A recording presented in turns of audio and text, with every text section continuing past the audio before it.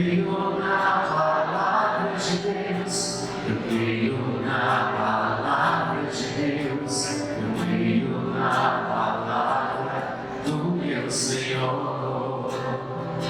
Se sou fiel no pouco, Ele me confiará mais. Se sou fiel no pouco, meus passos guiará. Se sou fiel no pouco, Ele me confiará mais. Se sou fiel no pouco, meus passos guiará. Junto comigo, eu creio nas promessas, eu creio nas promessas de Deus, eu creio nas promessas de Deus, eu creio nas promessas do meu Senhor. Eu creio nas promessas de Deus, eu creio nas promessas de Deus, eu creio nas promessas do meu Senhor. Se sou fiel, se sou fiel, Ele me confiará mais. Se sou fiel no pouco, meus passos guiará. Se sou fiel no pouco, Ele me confiará mais.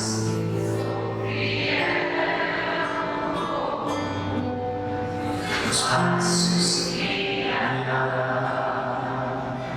A palavra de Deus aí nos mostrando isso. E cada vez que ela é aberta, nós vamos mergulhando naquilo que Jesus ia dizendo como forma concreta de salvação para cada um de nós. Na semana passada nós estudávamos que o pastor, ele tinha 100 ovelhas, ele perdeu uma das ovelhas e ele foi buscar a que estava perdida. Havia uma mulher que tinha 10 moedas de prata, ela perdeu uma, varreu a casa inteira, acendeu a lâmpada, encontrou e fez festa. Na semana passada, Deus fazia festa para nós. Deus preparava uma festa para todos aqueles que eram capazes de voltar até Ele.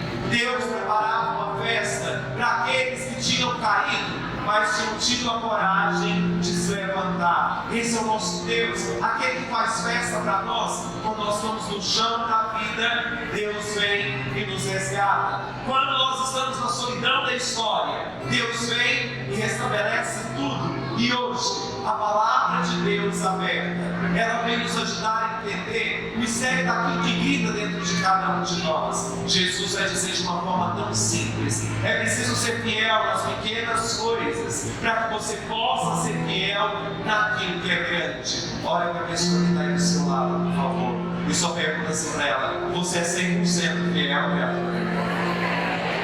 Você é 100% fiel? Vamos dar uma pergunta: você acredita que alguém possa ser 100% fiel? Fala, apóstolo. Você acredita no mundo de hoje que alguém possa ser 100% fiel? É porque você não é fiel, cara. Por isso que você não acredita. Por isso que a gente duvida.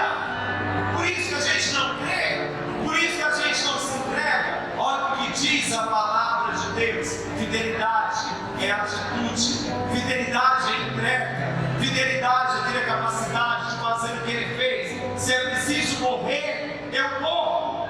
Se é preciso entregar a vida, eu entrego. Fidelidade que nos ajuda a compreender aquilo que Deus traz como resposta da nossa fé. Se eu não sou fiel no pouco, dificilmente eu vou conseguir ser fiel quando Deus me pede muito. Se eu sou injusto naquilo que é pequeno, eu vou ser injusto naquilo que é grande. E aí Jesus vai nos ajudando a entender que o mistério da fidelidade, ele vai além daquilo que nós imaginamos. Tem gente assim: Padre, sempre fui fiel, sempre tive presente, e eu só me decepcionei. Já se decepcionou porque você foi fiel? Sim ou não? Sim ou não? O problema é do outro. Você foi fiel, você conseguiu experimentar aquilo que tinha que ser experimentado. E a gente olha para a história da nossa vida e a gente vai percebendo que em muitos momentos nós somos infiéis. Infidelidade aqui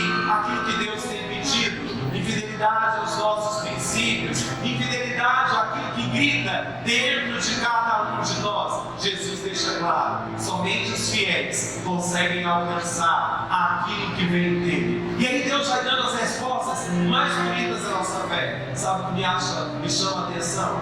É que quando a pessoa vai casar, quando ela chega dentro da igreja, a primeira coisa que ela faz, quando ela olha um para o outro, quando vai entregar as alianças, ela olha e diz assim: eu te prometo ser na alegria, na saúde, todos os dias. É isso que ela promete. Ela faz uma promessa: eu te prometo ser fiel. E por que depois não vive essa promessa? Por que muitas vezes não consegue perpetuar essa promessa? Por que não consegue? Porque as pessoas acham que nada vai acabar. As pessoas acham que sentimentos não acabam. Elas acham que amizades não acabam. Elas acham que amores não acabam. E acaba tudo santo quando não é cuidado. Quando não é cuidado, quando não é gestado naquilo que é mais bonito. E aí nós vamos percebendo que a fidelidade que move o nosso coração, fidelidade que exige sacrifício, fidelidade que exige de nós uma renúncia enorme. Quantas vezes eu já escutei, meu Deus, quantas vezes em encontros eu já escutei gente que chega para mim e fala assim: Padre, é próprio do homem ser fiel.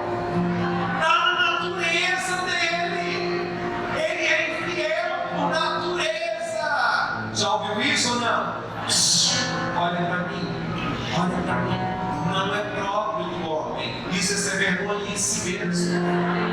E aí a gente tem que começar a perceber aquilo que Deus está dizendo para nós. Para de justificar aquilo que não tem que ser justificado. Fidelidade é entrega. Quando eu estou com alguém, eu tenho que estar inteiro. Ninguém é obrigado a ficar com ninguém.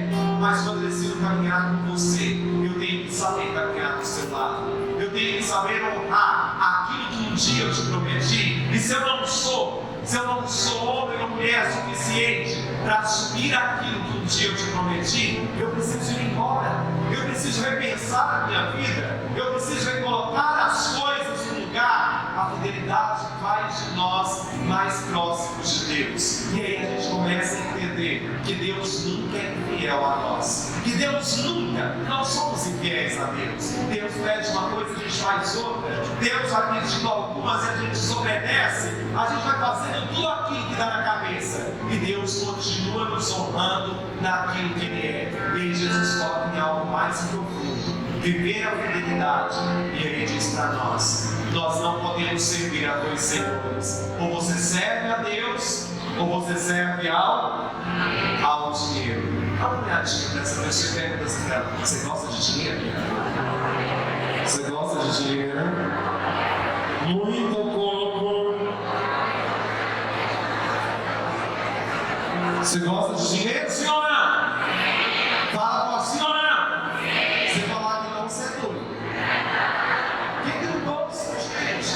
Quem que não gosta? Jesus não está condenando o fato de ter dinheiro. Ele está condenando a idolatria. Colocaram o dinheiro acima de tudo e esqueceram de Deus. Colocaram o dinheiro acima de tudo e oprimiram o outro. Olha o que diz hoje a primeira leitura da profecia de Amós, de uma forma tão simples. Vamos esperar escurecer e vamos adulterar as balanças. Vamos esperar da madrugada, vamos pegar o trigo que está sobrando e vamos vender porque ninguém vai saber. Vamos explorar o pobre, explore o humilde e o explorar, dando a ele um par de sandálias. E aí nós estudamos que Deus é justo, que Deus não deixa aquele que nos oprime. Sabe, eu sempre descobri uma coisa na minha vida, sempre escutei isso. Tem gente que fala assim: cada pessoa tem o seu preço. Você já ouviu isso alguma vez na sua vida? Cada pessoa tem um preço. Eu já escutei isso tantas vezes. Olha para essa pessoa e pergunta para ela: quanto é que você custa? Quanto é que você vale? Quanto é que você custa? Quanto é que você vale de verdade? Se valoriza. E aí a gente começa a entender. Olha o que diz a palavra de Deus. Nesse tempo de eleição, escuta. Nesse tempo de eleição agora é ótimo, né? Olha só o que está dizendo. dizendo a segunda leitura: rezem por aqueles que os governam, rezem por aqueles que o governam, para que a gente possa ter uma vida mais digna. Diz a palavra de Deus: só Deus, através do seu Filho Jesus, Ele intercede por nós, e nessa intercessão a gente vai compreendendo o poder que vem de Deus. Eu queria te dizer uma coisa: às vezes a gente fala dos políticos, sabe? De vez em quando a gente fala assim: empresta, aparece toda hora, e aí tem que povo pedindo, e fala que vai fazer tudo para todo mundo. Não é assim que acontece? É ou não é? É ou não é? E aí a gente é pior do que eles.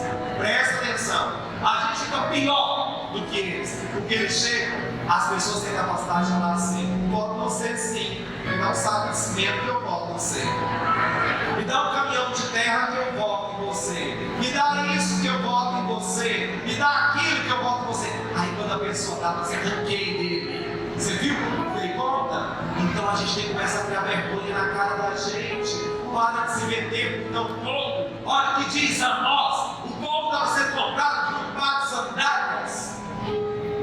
Os políticos estão lá fazendo a única coisa que eles têm que fazer, que é a obrigação deles. Eles estão lá para fazer isso. É para isso que eles estão lá. E aí a gente tem que começar a entender que ninguém pode se vender. Aquele que se vende, ele se perde. Se algum candidato chegar para vocês e oferecer coisas, não vote neles. Não vote. É na gratuidade que a gente vive. É assim que a gente vive. Não precisa ter nada em troca.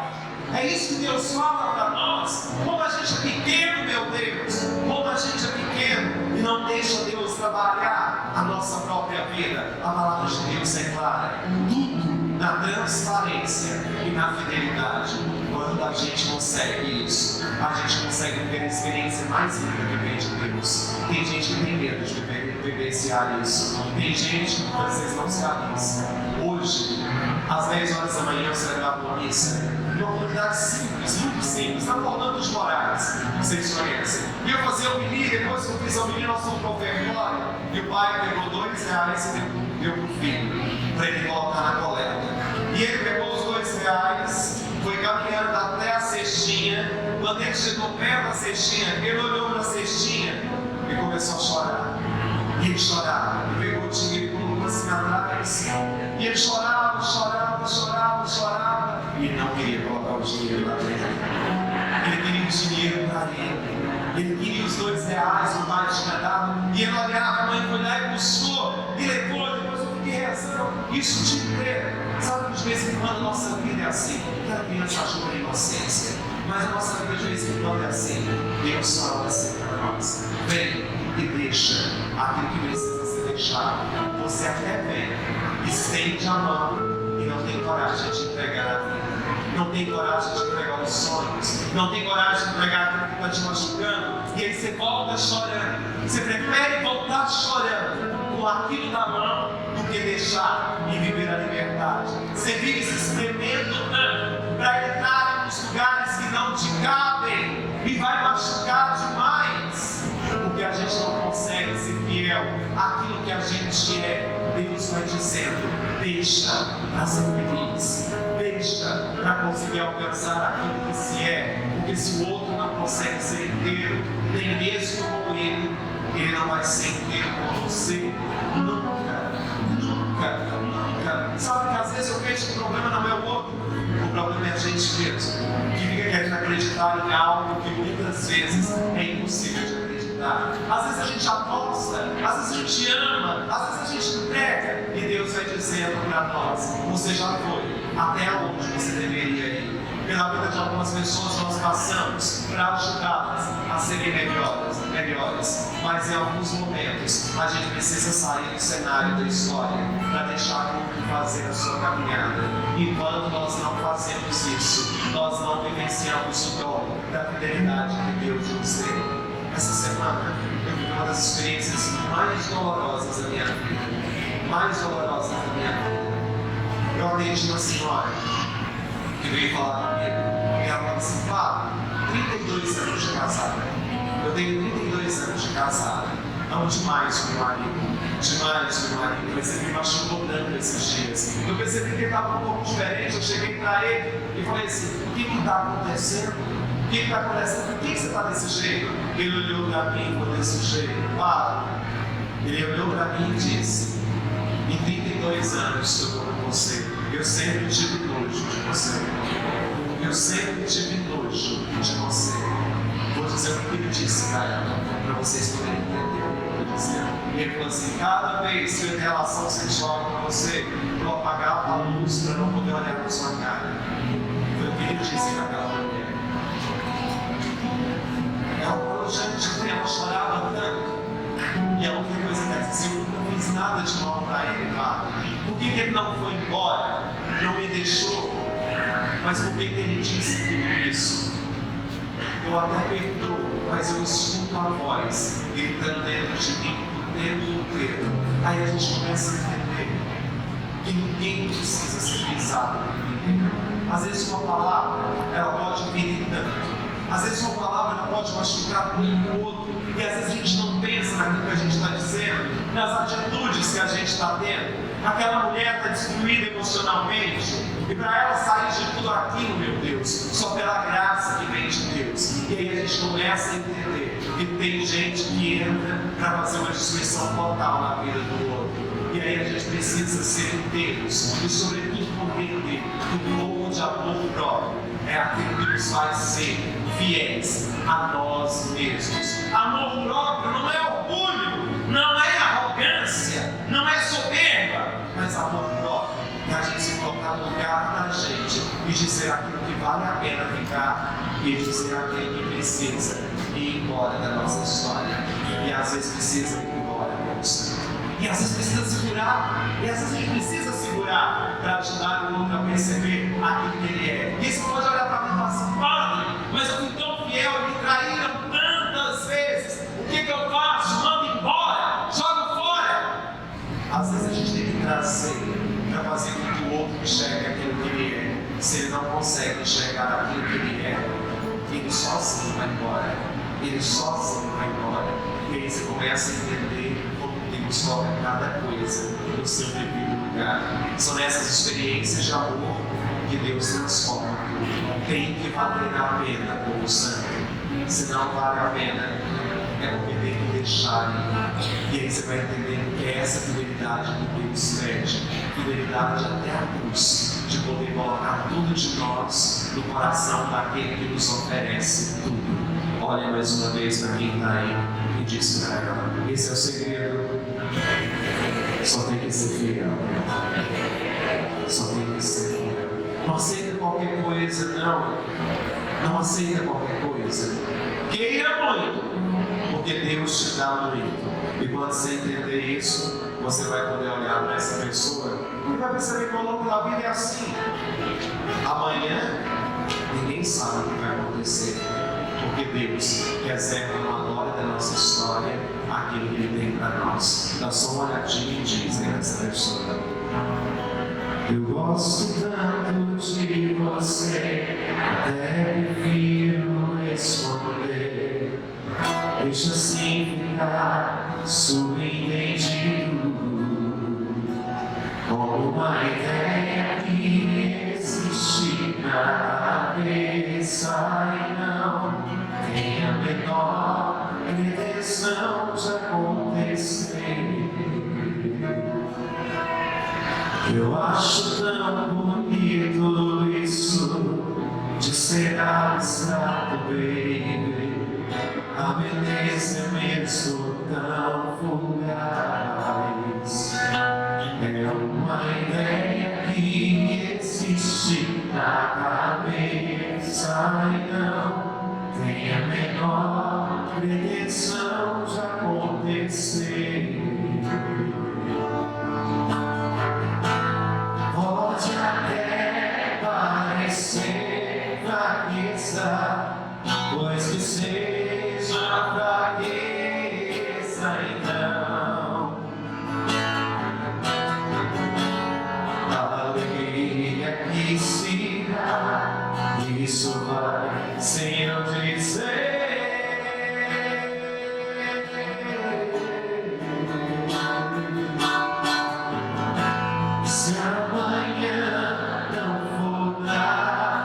disso caberá esquecer o teu ganho e o teu erro. Ninguém precisa saber.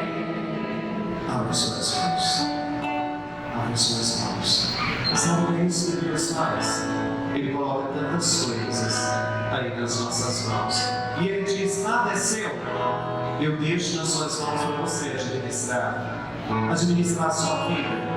Administrar a sua história, as suas relações. Administrar aquilo que Deus um dia colocou nas suas mãos. Bondade e como sinal de salvação eterna. Quando eu sei administrar aquilo que Deus me deu, eu começo a perceber que só Ele é o centro. Que eu posso perder tudo, mas que eu mantenho como sinal de graça. Que aí eu tenho paz, porque naquele que me fortalece, eu vou caminhando a cada dia. Ele tem colocado tantas coisas nas suas mãos. Tem colocado coisas, tem colocado pessoas nas suas mãos. Olhe para cada uma delas. Olhe para cada uma delas. E não machuque quem te ama. Não machuque as pessoas que te amam. Não as machuque. Não as machuque. Porque elas já estão cansadas. E aí você vai percebendo que às vezes o outro nem quer muito.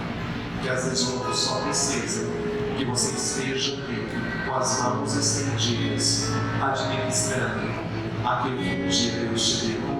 E se amanhã não for nada disso, Ele nos ajuda a perceber aquilo que valeu a pena, aquilo que mudou o nosso coração, aquilo que transformou a nossa história.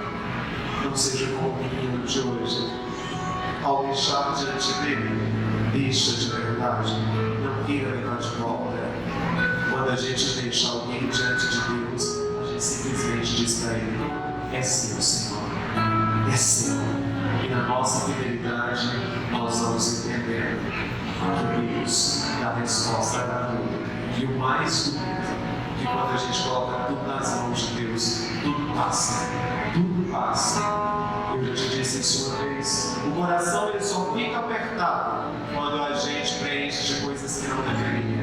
Quando ele está cheio de Deus, mas não deixa nada apertar a sua existência. Que seja essa beleza que vem de Deus para entender que só Ele basta. Para terminar, chore para essa pessoa e pergunta se você já chorou muito para alguém na sua vida? Você já chorou muito para alguém na sua vida? Ou já chorou por alguém na sua vida? Já te fizeram chorar alguma vez? Já ou não?